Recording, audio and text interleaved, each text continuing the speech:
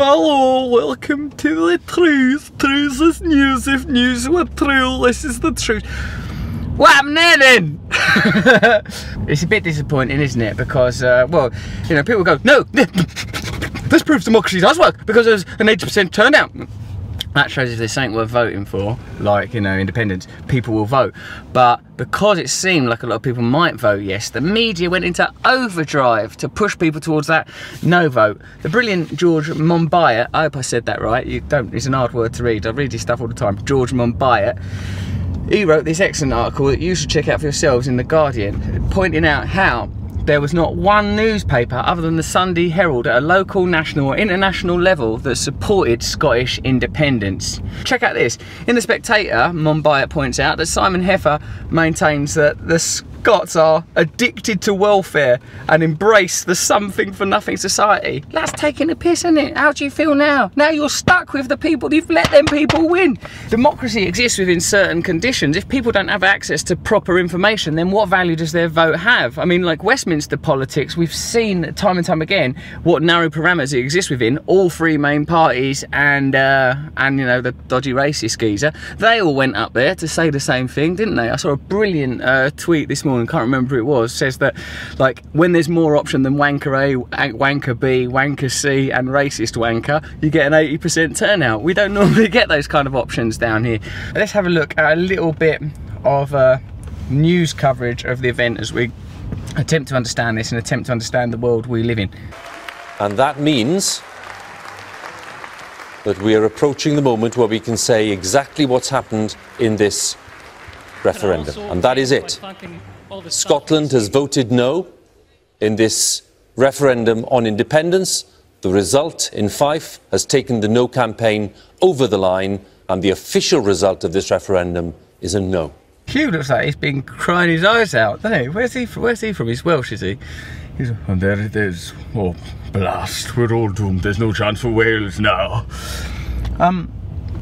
Yeah, I must admit, I'm sort of amazed that in any election where people can go, do you want to fuck David Cameron off or not? People went, no! How do we get there? The only way you can get there is through terror and dread, surely. That's why I tweeted that thing. Fear is more powerful than faith. I didn't necessarily mean religious faith. I mean faith that we as human beings can change. Faith that we as human beings can build a different society. The yes vote posed so many questions like, oh God, so much uncertainty. What happened to trade? What happened to this? What happened to, you know, that people were able to play on those fears. That's why we tolerate this society, because there's so much fear of change. And Scotland has, by majority, decided not at this stage to become an independent country. Thank you to Scotland for 1.6 million votes for Scottish independence. I feel a bit like crying when I listen to that. I'm not even Scottish or anything.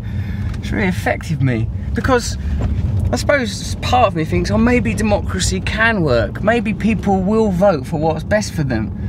But we can't because we don't have access to the proper information. And not enough people felt hopeful that things could be different for them. There's no one can convince me that no vote was like, no, let's definitely stay in the union, it's going fantastic, we love it, we love David Cameron, we love what's happening to the NHS, we love being on the brink of another war in the Middle East to represent corporate interests, we vote for that, we vote for that. It's fear, isn't it? Alright, well, let's have a look what our leader and people of Scotland, your leader, David Cameron, has to say on the subject. The people of Scotland have spoken, and it is a clear result. They have kept our country of four nations together. And like millions of other people, I am delighted.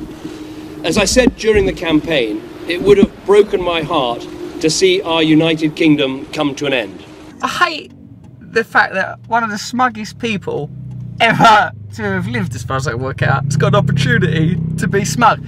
As I've said all along, whilst I was at Eton as a little boy, wearing a top hat, something a little boy should never be wearing, unless his lord's snooty. What I say is right, and even if it isn't right, we'll make it right by throwing money and fear at it. So now it is time for our United Kingdom to come together and to move forward. A vital part of that will be a balanced settlement, fair to people in Scotland, and importantly, to everyone in England, Wales and Northern Ireland as well. this fella here, he's just a rich bloke. He's a rich bloke representing other rich people. Poor people in Scotland voted yes. Rich people in Scotland voted no. Actually, not just rich people, rich and scared people. Because it's scary. It is scary.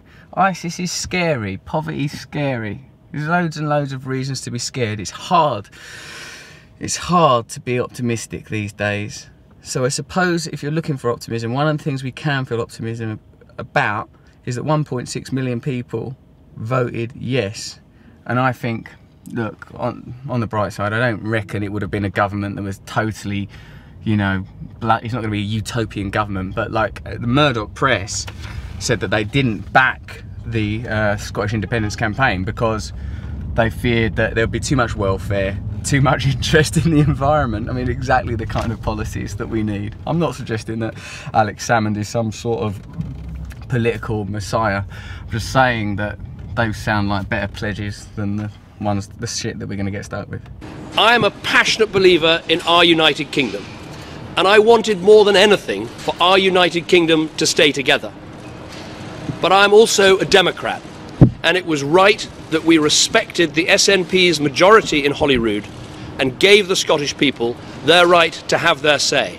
Interestingly, on this day, it's kind of microcosmic, but there's been a campaign on the South Bank to change the famous skateboard park there. That wasn't saved democratically, that was saved by non-compliance, disobedience and activism. That's what I'm telling you. When I'm saying don't vote, I'm not saying don't vote, sit indoors and have a wank over your Xbox. I'm saying don't vote, disobey. Disobey, do not comply. Scotland, use this energy.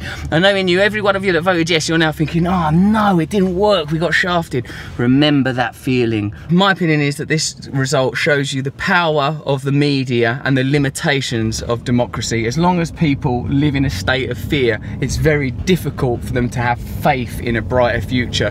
The media, the financial industry and our governments keep us in a constant state of fear, so we are limited in our freedom. When it comes to the ballot box, what's the point? What power have we got? Because we're making uninformed decisions within very narrowly defined and confined parameters.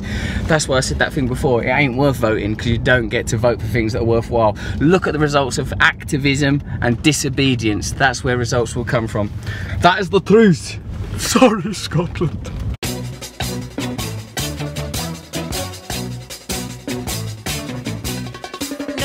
Is a tool that is abused to fool you and to leave you scared and confused. Trews is like the news. If the news was true, I want some Trews. Let's have some Trews.